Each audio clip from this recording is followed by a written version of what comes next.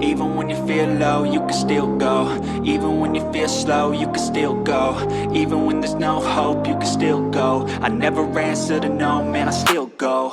Go, go, go, go, go, go, go, go.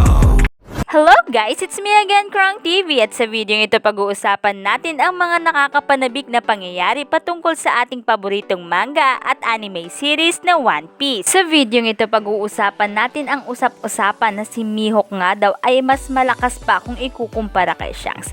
Pero bago yan, kilalanin nga muna natin itong si Mihawk. Si Dracula Hawkeye Mihawk ay isang world famous pirate na siyang nagtataglay ng titulong Strongest Swordsman in the World. Siya rin ay isa sa 7 Warlord of the Sea. In the past, si Mihawk ay kilala bilang Marine Hunter at sinasabing ang rival nga ni Shanks na one of the 4 Emperors. Alongside sa kapwa nga niya ex-warlord na si Crocodile, si Mihawk ay nag-create ng organization na tinatawag na guild.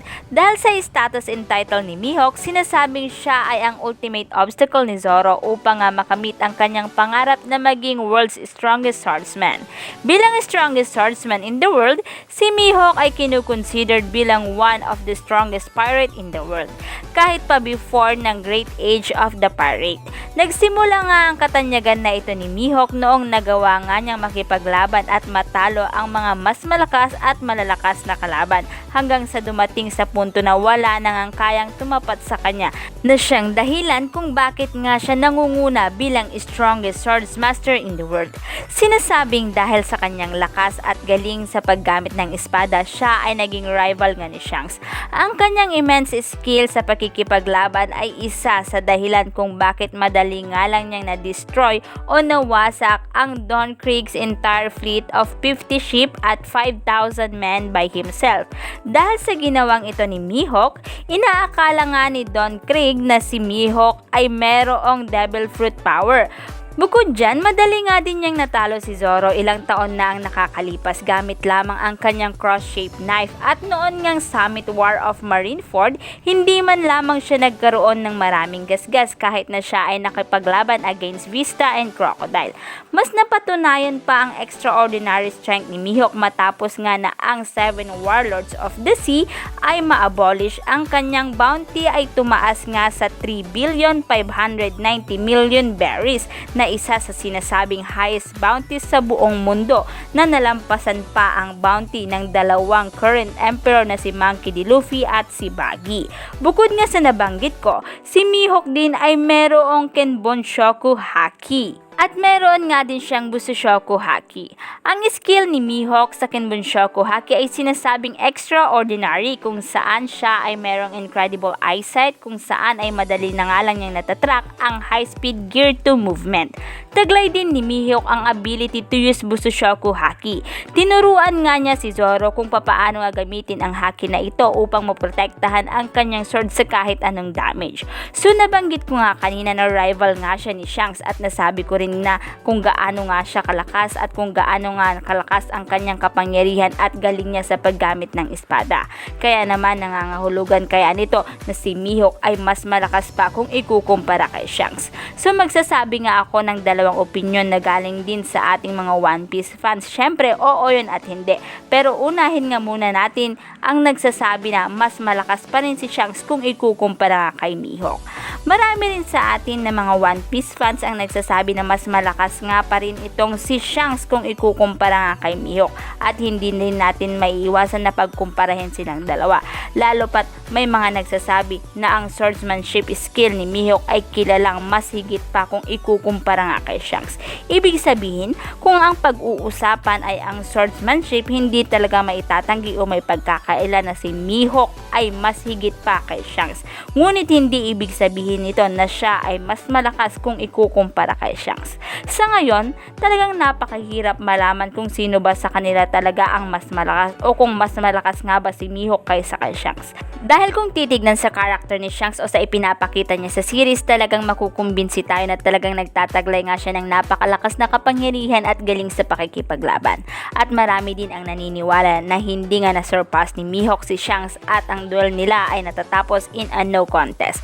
Ayon sa teorya, sinasabi na naging strongest swordsman in the world lamang si Mihawk matapos ngang maputulan ng braso itong si Shanks and tumigil ngang makipaglaban ito kay Mihawk. At malaki din ang chance na ang pagkawala o ang pagkaputol ng braso ni Shanks ay hindi siya nito gaanong naapektuhan. Parang mas naging nakakatakot pa nga siya mula nung iisa na lamang yung braso niya compare nga noong dalawa pa ito. Patunay nito ay ang pagiging emperor niya ilang taon makalipas na maputol ang kanyang braso, kung saan maaaring nangangahulugan na naging mas malakas si Shanks mula noong nangyari ito sa kanya.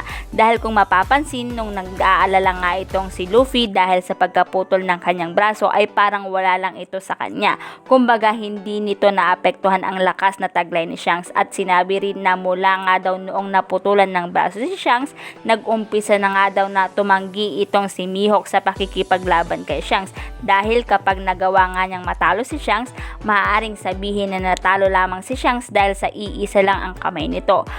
So alam naman natin na si Mihawk ay mayroong pinapangalaga ang reputasyon. So yan nga ang dahilan kung bakit sinasabing mas malakas pa rin si Shanks kung ikukumpara kay Mihawk. Dumako naman tayo dito sa nagsasabing mas malakas nga si Mihawk at ang makakapagpatunay nito ay ang taglay nga niyang titulo na World's Strongest Swordsman at ang nagsasabi na mas malakas si Shanks ay dahil sa na-overrate lang siya.